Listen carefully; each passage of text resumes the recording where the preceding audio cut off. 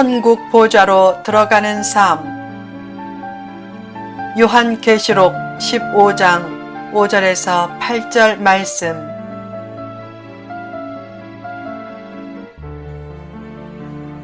천국 보좌로 들어가는 삶. 본문에는 7 대접 심판 전에 하늘에서 벌어진 일이 묘사되어 있다.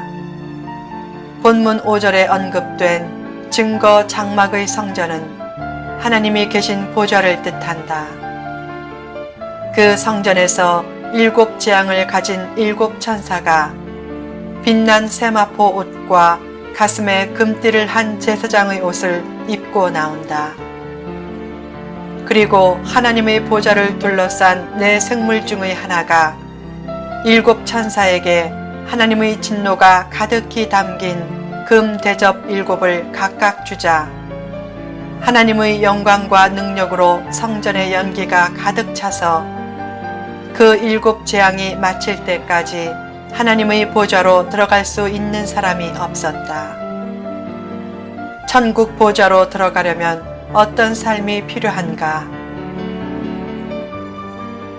1.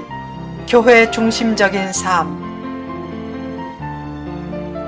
본문을 보면 지구에 임할 마지막 대재앙이 하나님의 진노로 인해 하나님의 보좌로부터 비롯되는 것을 알 수 있다. 그 말은 우주 전체 및 현실 세계의 중심이 하나님의 보좌라는 뜻이다. 즉, 하나님의 보좌에서 나오는 영적 바람이 인간 세계의 현실로 나타나는 것이다. 모든 사물과 전 우주는 하나님의 보좌를 중심으로 질서 있게 움직인다. 개인의 삶도 하나님 중심으로 움직이면 가장 질서 있고 복된 삶이 된다.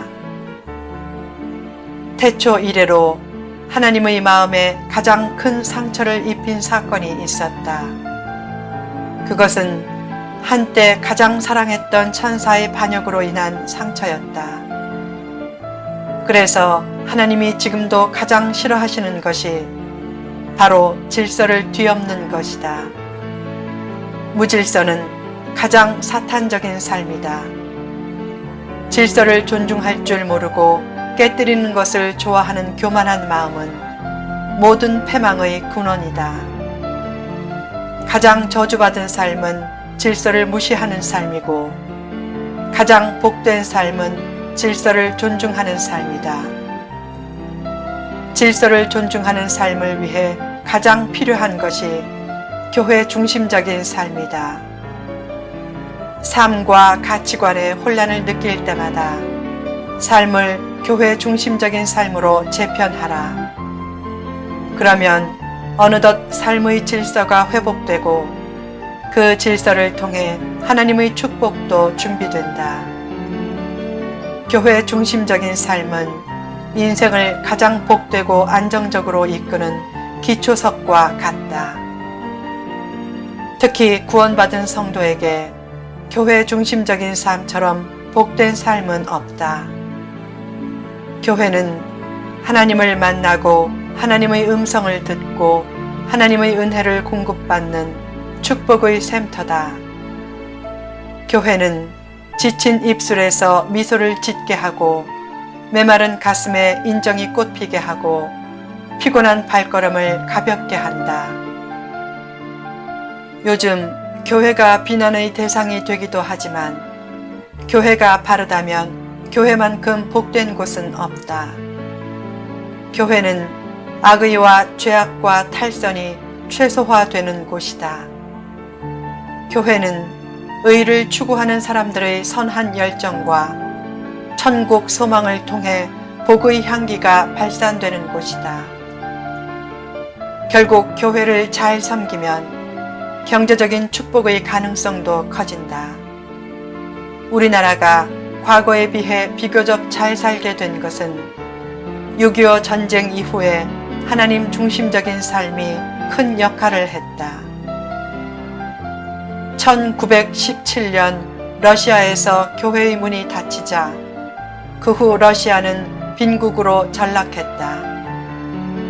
북한의 교회의 문이 닫히자 흑암의 나라가 되었다. 교회의 문이 닫힐 때 축복의 문도 닫히고 교회의 문이 열릴 때 축복의 문도 열린다. 교회의 문이 열리기 전에는 대개 무서운 핍박이 있지만 그 핍박을 이겨내면 결국 교회의 문이 열리고 뒤이어 축복의 문이 열린다. 그처럼 축복의 샘터인 교회가 요새 왜 신망을 많이 잃었는가? 축복의 문이 열린 후에 그 축복을 가지고 은밀한 사랑의 손길을 펼치는 삶이 부족했기 때문이다. 하나님을 사랑하는 삶의 대표적인 표시인 교회를 사랑하는 삶만큼 위대한 자본은 없다. 교회를 사랑하면 슬픔 많은 삶 중에도 기쁨의 샘이 넘치게 된다. 교회 중심적인 삶엔 마이너스가 없다. 살면서 때로 폐허가 되는 순간을 만나도 교회를 사랑하고 섬기는 인생에게는 하나님이 그 폐허 위에 더욱 큰 맨션을 지어주시는 반전의 역사가 반드시 있다. 교회를 외면하면 복과 행복도 외면하지만 교회를 사랑하면 복과 행복도 찾아온다.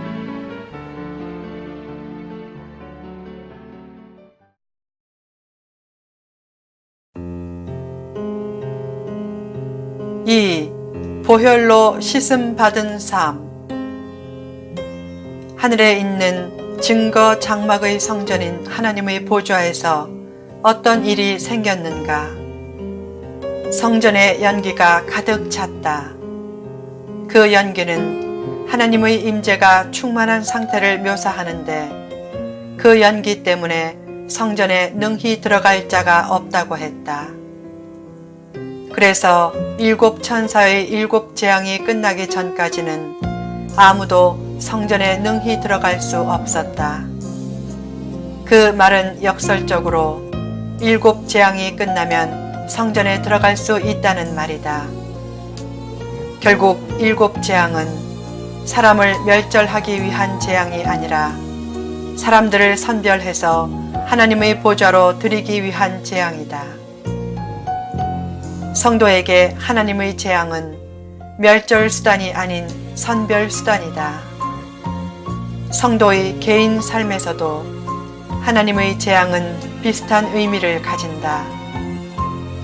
누구에게나 하나님이 보시기에 좋은 부분도 있고 나쁜 부분도 있다. 그때 하나님은 나쁜 부분은 제거하고 좋은 부분만 하나님의 보좌로 드리기를 원하신다. 성도의 재앙은 좋은 것을 선별해 성숙시키는 과정으로 주어질 때가 많다. 즉, 금광석에서 금을 취하려고 연단하듯이 하나님은 연단과 선별을 위해 성도에게 고난도 허락하신다. 누가 그 천국 성전에 들어가는가? 하나님의 시험 과정을 통과해서 흠 없이 깨끗하게 된 사람들만 들어갈 수 있다. 루터는 말했다. 하나님의 성전에 드리는 자는 오직 안과 밖이 깨끗한 자이다. 누가 깨끗한 자인가? 예수 그리스도의 보혈을 의지해 그 피로 씻음받은 자다. 즉, 사람의 어떤 공로로도 하나님의 보좌로 들어갈 수 없고 오직 그리스도의 보혈로 깨끗하게 씻음받은 사람만 하나님의 보좌로 들어갈 수 있다. 어느 날 그리스 신화에 나오는 디오니소스 신이 마이더스에게 어떤 소원이든 다 들어주겠다고 했다. 그러자 마이더스는 자기 손이 닿는 것은 다 황금이 되게 해달라고 했다. 그 소원대로 그의 손이 닿는 것은 다 황금으로 변했다. 그러나 돌이 황금이 되는 것은 좋았지만 먹을 것도 황금으로 변해 먹을 수 없었고 심지어는 사랑하는 딸까지 황금으로 변했다. 결국 마이더스의 손은 마이너스의 손이 되었다. 황금은 정당하게 얻고 지혜롭게 쓸 때 복이 된다. 무의미하게 주어진 황금은 복이 되지 못하고 오히려 재앙의 원천이 된다. 그 사실을 깨닫고 마이더스는 디오니소스에게 자기 손이 닿으면 다 황금이 되는 무서운 재앙에서 노연하게 해달라고 간청했다. 그때 디오니소스가 말했다. 팍톨로스 강에 가서 머리와 몸을 강물에 담그고 내가 범한 과오를 씻으라. 성도에게도 거룩한 팍톨로스 강이 있다. 바로 예수 그리스도의 보혈이다.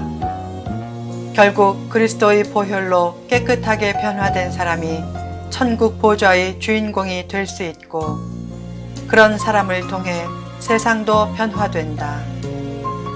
더 나아가 십자가의 보혈로 씻음 받았으면 그 다음에는 십자가의 보혈을 자랑하며 십자가의 삶을 실천해야 한다.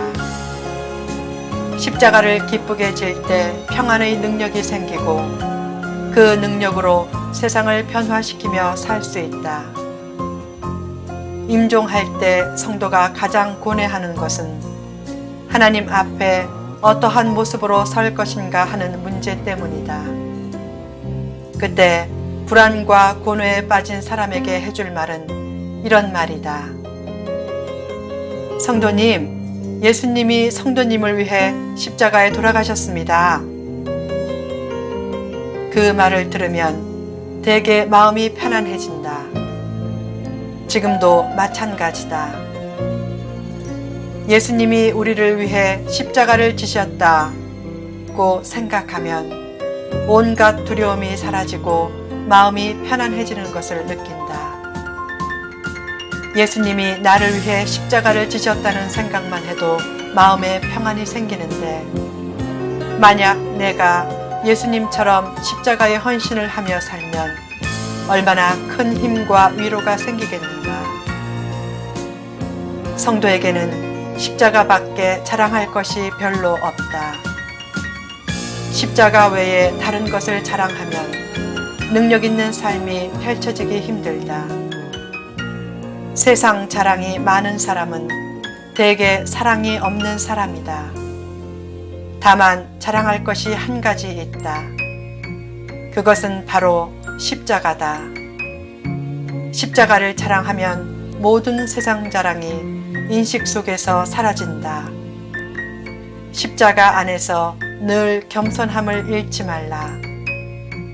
십자가 안에서 겸손하기를 힘쓰면 사랑할 수 있고 용서할 수 있고 마음도 평안해지고 자랑과 인정이 없어도 넉넉하게 살 수 있다.